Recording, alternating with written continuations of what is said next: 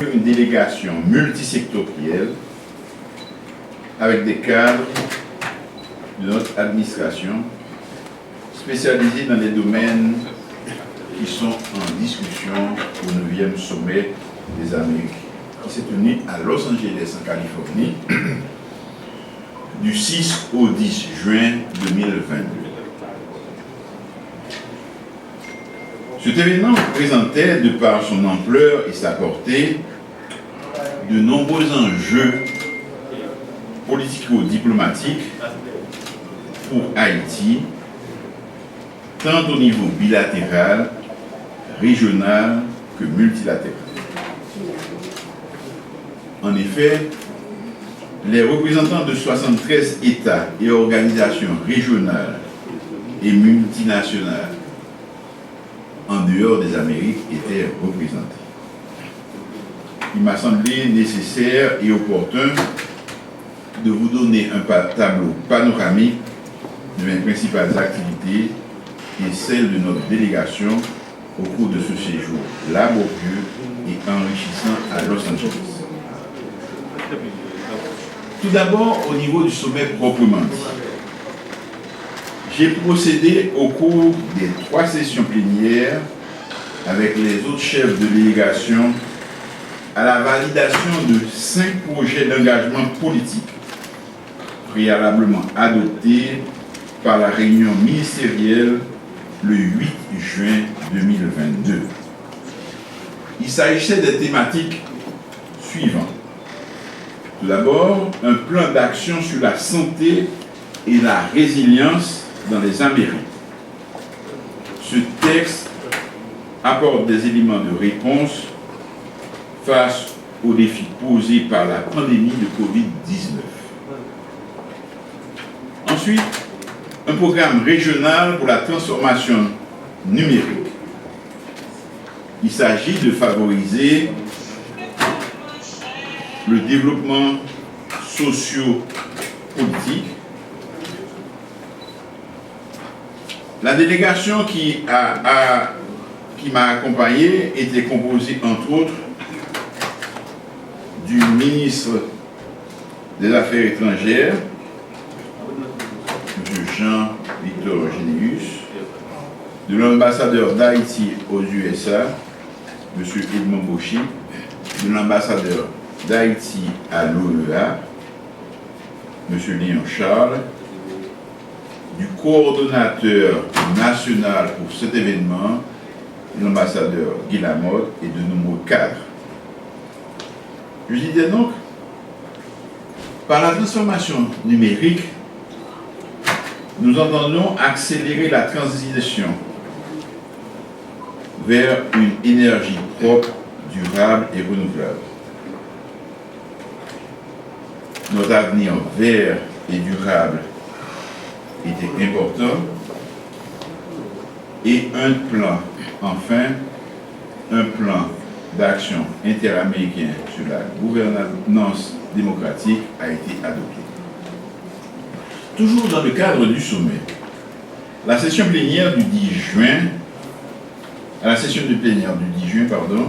j'ai délivré le message officiel de la délégation haïtienne que vous avez certainement eu l'occasion de suivre. J'ai choisi, à cette occasion, de parler vrai, sans langue de bois, et de dire clairement ce que nous souhaiterions voir être notre Amérique, le voir devenir notre Amérique dans les prochaines années. Si les pays de la région avaient la volonté de mettre en œuvre les résolutions généreuses contenues dans les documents et déclarations. En effet, elle serait belle, notre Amérique, s'il y avait davantage de solidarité et d'entraide mutuelle contre les inégalités, les différences de développement entre nos pays. Ce fut aussi l'occasion de poser avec nos amis de l'hémisphère les problèmes d'insécurité auxquels notre pays est confronté. J'ai constaté que la quasi-totalité de ces pays connaissait parfaitement la situation qui prévaut chez nous. Et tous ont fait un plaidoyer en faveur d'un soutien qu'il fallait apporter à notre pays pour en finir avec ce fléau, paver la voie vers un retour à un fonctionnement normal de nos institutions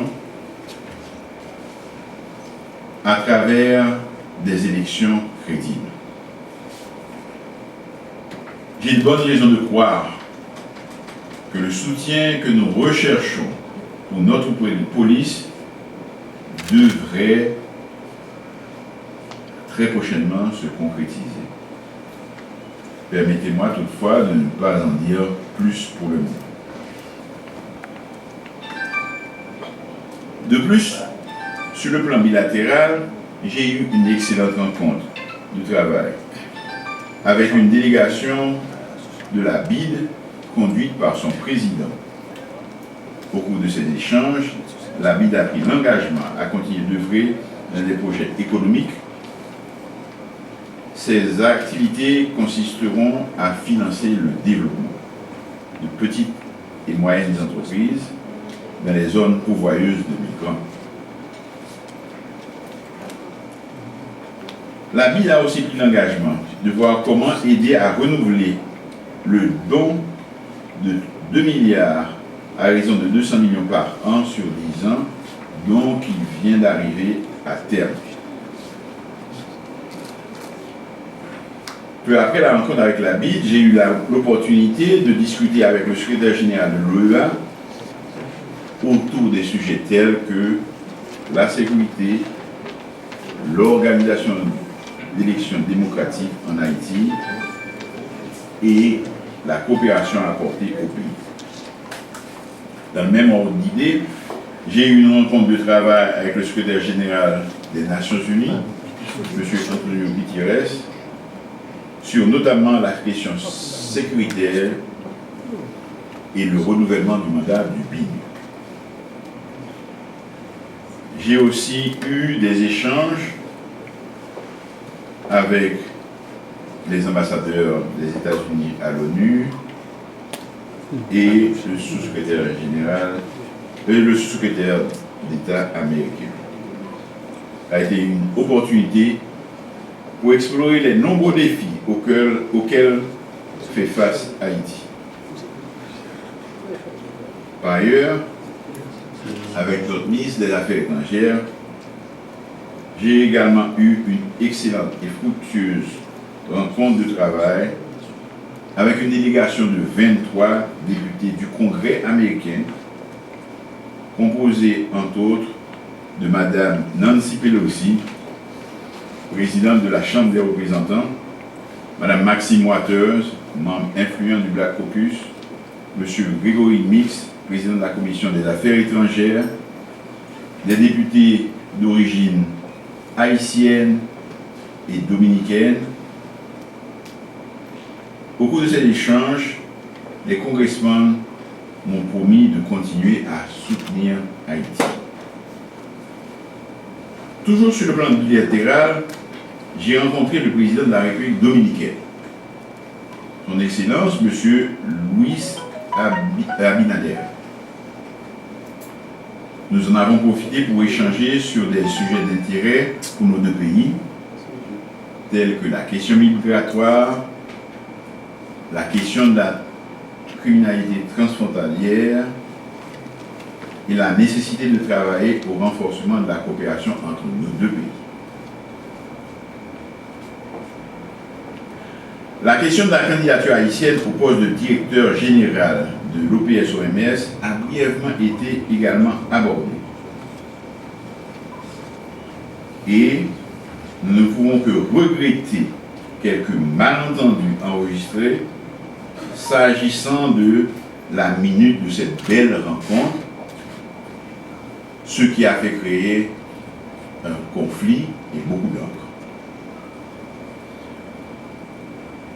Toujours en marge de ce sommet, j'ai eu un certain nombre de rencontres de couloir avec de nombreuses personnalités Citons entre autres des rencontres avec les présidents des pays tels que le Brésil, le Chili, le Canada,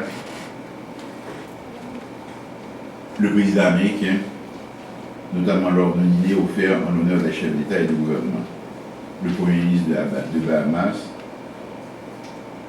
et autres. Nous avons eu une rencontre de travail, en fait, avec le Canada, au cours de laquelle de nombreux points ont été notamment évoqués, à savoir la situation sécuritaire, les besoins d'Haïti en matière de sécurité, la crise politique et la question du renouvellement du bilan. En conclusion, je peux dire que le bilan de la participation haïtienne à ce 9e sommet a été globalement positif au regard des activités réalisées dans le sommet et en marge du sommet.